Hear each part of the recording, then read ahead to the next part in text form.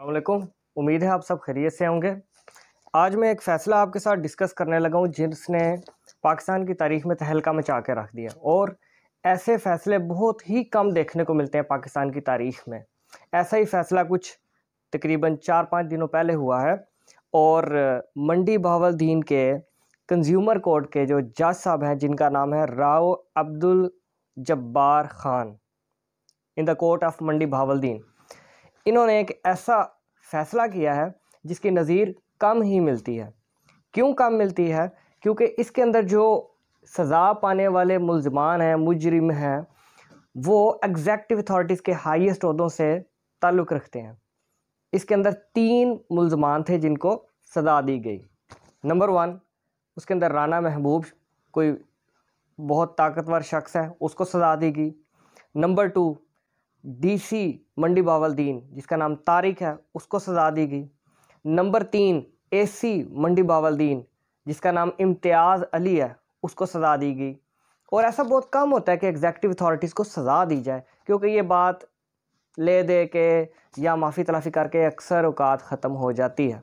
अब हम इसके फैक्ट्स की तरफ चलते हैं। जज साहब ने ये फ़ैसला जारी किया है जिसकी डेट है 26/11/2021, 26 ऑफ नवंबर 2021। जज साहब अपने फ़ैसले के अंदर क्या लिखते हैं कि मैं अपनी कोर्ट में प्रोसीडिंग कर रहा था एक केस की, जिसका टाइटल था मोहम्मद आसिम बनाम असिस्टेंट कमिश्नर वगैरह, और ये तारीख़ थी 24 नवंबर। मैं अपनी कोर्ट में बैठा था कि एक शख्स आता है जो अपने आप को सीनियर सुप्रीम कोर्ट का एडवोकेट बयान करता है और नाम बताता है कि मैं राना महबूब हूँ। इस शख्स ने आते ही इस केस के अंदर मेरे से बदतमीज़ी करना शुरू कर दी, और जो तौहीन अमेज़ लफ्ज़ वो बोल सकता था उसने बोलने शुरू किए, और कोर्ट के डेकोरम का कोई ख्याल नहीं रखा। जज साहब ने उसको बैठने के लिए कहा कि अदालत में आप बैठें, लेकिन उसने बैठना भी मुनासिब नहीं समझा, और इंतहाई बदतमीज़ी से ऐसे अल्फाज बोले जो जज साहब के अपने फ़ैसले में लिखते हैं कि मैं यहाँ बयान भी नहीं कर सकता। उसके बाद जब कन्वर्सेशन स्टार्ट हुई जज साहब की राना महबूब से, तो उसे पूछा कि आपको क्या इशू है। तो राना महबूब, जो सो कॉल्ड सुप्रीम कोर्ट के एडवोकेट अपने आप को बयान करते हैं इस फैसले के मुताबिक, जज साहब ने मेंशन किया, वो कहते हैं जी कि आपने एसी साहब को तलब क्यों किया फ़लाँ केस के अंदर, जो टाइटल मैंने अभी आपको बयान किया। तो जज साहब ने कहा कि कोर्ट की प्रोसीडिंग का हिस्सा है, कोई भी शख्स जो किसी भी लिटिगेशन में इन्वॉल्व होगा कोर्ट उसको बुला सकती है। तो राना महबूब ने कहा नहीं, आप ऐसे नहीं कर सकते, ये आप गलत कर रहे हैं, और तौहीन अमेज़ अल्फाज शुरू कर दिए। मीनवाइल जो एसी है, जिसको डिफेंड करने के लिए राना महबूब आया हुआ था, वो एसी जो है वो खुद सामने पेश हो गया, और उसने भी बदतमीज़ी करना शुरू कर दी। बाद में खैर उसने माफ़ी भी मांगी, लेकिन उसने राना महबूब के साथ मिलके जज साहब के साथ बदतमीज़ी करना शुरू कर दी। तो जज साहब ये लिखते हैं कि मुझे इन सारे वक़ूअ से समझ आ रही है कि राना महबूब और इम्तियाज़ अली एसी मंडी बहावलदीन आपस में मिले हुए हैं। उसके बाद जज साहब इस प्रोसीडिंग के बाद, जब ये काफ़ी चैम्बर अदालत के अंदर रश लग गया, शोर शराबा हो गया, जज साहब के साथ ये बदतमीज़ी करना शुरू कर दी एसी ने भी और राना महबूब ने भी, जज साहब अपने चैम्बर के अंदर चले जाते हैं। और जज साहब जब अपने चैम्बर के अंदर जाते हैं तो उनको एक फ़ोन नंबर से कॉल आती है, जो कि जज साहब अपने फ़ैसले के अंदर भी लिखते हैं, और वो नंबर है 030149498885। अब मज़े की बात यह, इंटरेस्टिंग फैक्ट ये है कि जब वो जज साहब फ़ोन उठाते हैं तो आगे से जो शख्स बोलता है उसके अल्फाज सुनिए वो क्या कहता है, तारक बोलदा प्या की मामला है। अच्छा, ये स्टाइल जो है ना, जो अल्फाज हैं, ये खूब जज साहब ने अपने फ़ैसले में लिखे हैं ऐसे, तभी मैं यहाँ पे दोहरा रहा हूँ। और जो वर्डिंग से अंदाज़ा हो रहा है कि ये मंडी बहावलदीन के लोग ही ज़्यादातर ऐसे अल्फाज बोलते हैं। तारक बोलदा प्या की मामला है। जज साहब ने उसको रिप्लाई दिया, तारक बसरा साहब बात कर रहे हैं जो डीसी मंडी बहावलदीन है। तो आगे से जी रिप्लाई आया, जी बिल्कुल मैं तारक की गल कर रहा। अच्छा, उसमें जो तारक है उसकी भी कन्वर्सेशन जज साहब ने अपने फ़ैसले में लिखी है, और अपनी गुफ्तगू भी उसके साथ लिखी है। तारक अपनी इस कन्वर्सेशन में जज साहब को थ्रेट करता है। तारक जो डीसी मंडी बहावलदीन है, फ़ोन पे वो क्या कहता है जज साहब को कि मैं राना महबूब के साथ बड़ी बड़ी अदालतों में पेश हुआ हूँ, मैं हाई कोर्ट में भी पेश हुआ हूँ, उधर भी जाके राना महबूब ने जो है बड़ी बदतमीज़ी की थी। वो तो साइको किस्म का बंदा है, वसील किस्म का बंदा है, आप बच के रहें इससे, अब मामला ख़त्म करें। तो ये हाई कोर्ट से भी बदतमीज़ी कर लेता है, तो आपकी कोर्ट क्या है। अब जज साहब इस चीज़ को लिखते हैं कि ये मेरी तौहीन है, ये अदालत की तौहीन है। ना सिर्फ अदालत की तौहीन है बल्कि अदालत आलिया हाई कोर्ट के जजेस की भी ये तौहीन है कि आप कैसे ये रिपीट कर रहे हैं। और उसमें कन्वर्सेशन में तारक जो डीसी है वो कहता है उधर हमने माफ़ी दिला के फिर जान इसकी ख़त्म छुड़ाई थी महबूब की जजिस से, लेकिन इसका जो है ये गुस्सा कहीं काबू नहीं आता। यानी इनडायरेक्टली वो थ्रेट करने की कोशिश कर रहा था जज साहब को कि इससे ज़रा बच के रहें, आप मामले को ख़त्म करें। तो जज साहब ने अपनी यहाँ पे फाइंडिंग दी कि मुझे ये सारा मामला देखने और सुनने के बाद अंदाज़ा हुआ कि राना महबूब जो मेरे साथ बेसिकली बदतमीज़ी करने आया था 24 तारीख को, वो एसी जो कि इम्तियाज़ अली है मंडी बावलदीन और डीसी तारक मंडी बावलदीन के कहने पे बदतमीज़ी करने आया और ये सेम पेज पे थे, ये तीनों मिले हुए थे। ये जज साहब अपने फैसले में लिखते हैं। तो जज साहब ने क्या किया कि इन तीनों को शो कॉज नोटिस जारी कर दिए। अब जज के पास अख्तियार होता है वो शो कॉज नोटिस जारी कर सकता है। शो कॉज नोटिस क्या होता है, मैं आपको ब्रीफली बता दूं कि जजेस जब किसी को सज़ा देना चाहें या जिसके खिलाफ मटीरियल अवेलेबल हो, इंक्रिमिनेटिंग मटीरियल अवेलेबल हो कि आपको इस पर सज़ा दी जा सकती है, तो जज साहब कुछ फ्यू लाइंस उस नोटिस में लिखते हैं और जारी करते हैं कि आपके खिलाफ ये मटीरियल अवेलेबल है जिस पर सज़ा बनती है, तो आप मुझे कोई कन्विंसिंग वजह बताएं कि मैं आपको सज़ा क्यों ना दूं, आप मुझे कन्विंस कर लें। तो अगर आप कन्विंस नहीं कर पाते तो जज सज़ा दे देता होता है।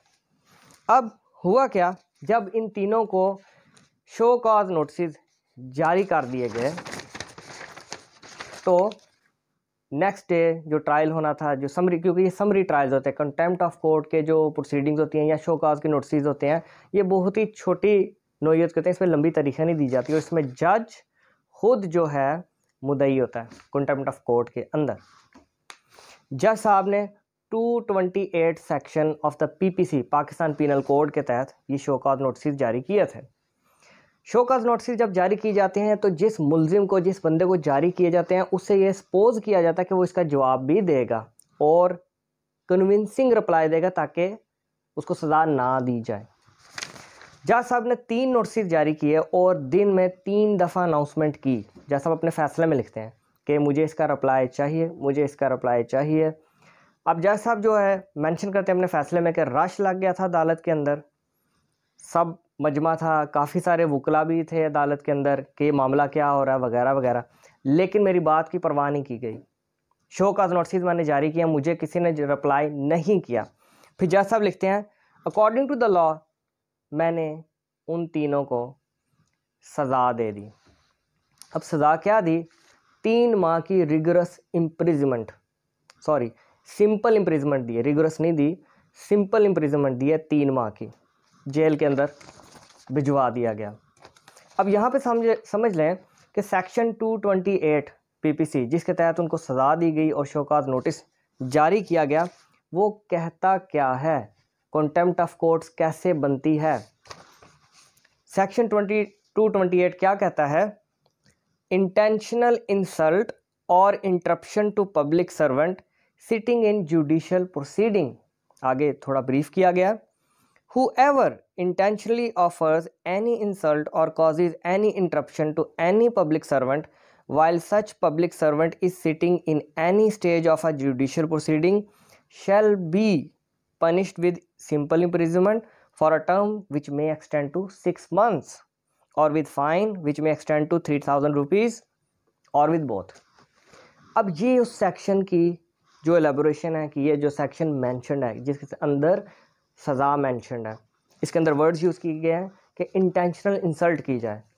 अब ये सारा जो वकू है जज साहब ने खूब बखूब उसके अंदर अपने फैसले में मेंशन किया और इसको एक्सप्लेन किया कि मेरी अदालत की इंसल्ट की, मेरे से ऊपर वाली अदालतों की, हाई कोर्ट की इंसल्ट की इन तीनों बंदों ने, तीनों मुजरमान ने, राना महबूब ने, एसी इम्तियाज़ अली मंडी बावलदीन और डीसी मंडी बावलदीन तारक ने इंसल्ट की, जिसकी सज़ा मैं इन तीनों को 3-3 माह की दे रहा हूँ। जज साहब ने अभी भी रियायत की है इनके साथ, इनको जज साहब जो हैं 6 माह की सज़ा भी दे सकते थे। अब रीज़न्स बेहतर जैसा भी जानते हैं कि उन्होंने इनको सिर्फ 3 माह की क्यों सज़ा दी, 6 माह की भी सज़ा दे सकते थे। इन तीनों को जेल भेज दिया गया। और चूँकि ये एग्जीक्यूटिव अथॉरिटीज़ हैं, तगड़े बंदे हैं, तगड़े मुजरिम हैं, इनके वसाइल होते हैं, जज साहब ने बाकायदा DPO को जज अपनी कोर्ट में बुला के इनको खड़ी लगवाई और जेल के अंदर भिजवा दिया।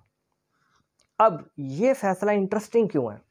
इंटरेस्टिंग इसलिए है और अनोखा इसलिए है कि बहुत ही कम देखने को मिलता है कि किसी एग्जीक्यूटिव अथॉरिटी, ये जो DC हैं, AC हैं, डेप्यूटी कमिश्नर या असिस्टेंट कमिश्नर, ये इनको हाथ डालना इतना नॉर्मल नहीं देखा जाता कि जजेस इनको नहीं इतनी सज़ा देते।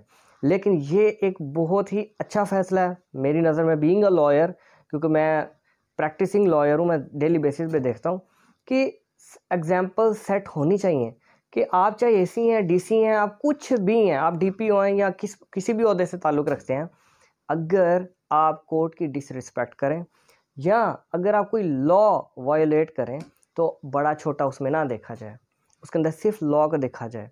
और अगर आपकी सज़ा बनती है आपको सज़ा दी जाए, अगर आपकी सज़ा नहीं बनती तो आपको सज़ा ना दी जाए। और ये फ़ैसला अपने आप में एक मिसाल है कि जुडिशरी जब अपने इख्तियारात का इस्तेमाल करना शुरू कर दे तो बड़े बड़ों को जुडिशरी जो है हाथ डाल सकती है। अपने इख्तियारात का बस इनको पता होना चाहिए। इसी दौरान जज साहब लिखते हैं अपने फ़ैसले के अंदर कि जब मैंने इन तीनों मुजरिमों को सज़ा दे दी, इन तीनों बंदों को जिनका जिक्र किया सज़ा दे दी, तो जो प्रेसिडेंट बार हैं जाहिद यार गोंदल एडवोकेट, मंडी बावलदीन की बार के प्रेसिडेंट, इन्होंने आके मुझे प्रेशराइज़ करना शुरू कर दिया और थ्रेट करना शुरू कर दिया कि मैं तुम्हें देख लूँगा वगैरह वगैरह। ये सारे अल्फाज जजमेंट के अंदर मेंशन है। तो जज साहब ने इनको भी सेक्शन 228 के तहत एक शो कॉज नोटिस जारी कर दिया। अभी उसकी प्रोसीडिंग फर्दर नहीं हुई। तो उम्मीद है ये फ़ैसले को मैं एक्सप्लेन करने में जो मेरी कोशिश थी आपको समझ आई होगी। अगर किसी को फ़ैसले की कोई कॉपी वगैरह चाहिए हो तो मेरे से कॉन्टैक्ट कर सकते हैं। Thank you very much.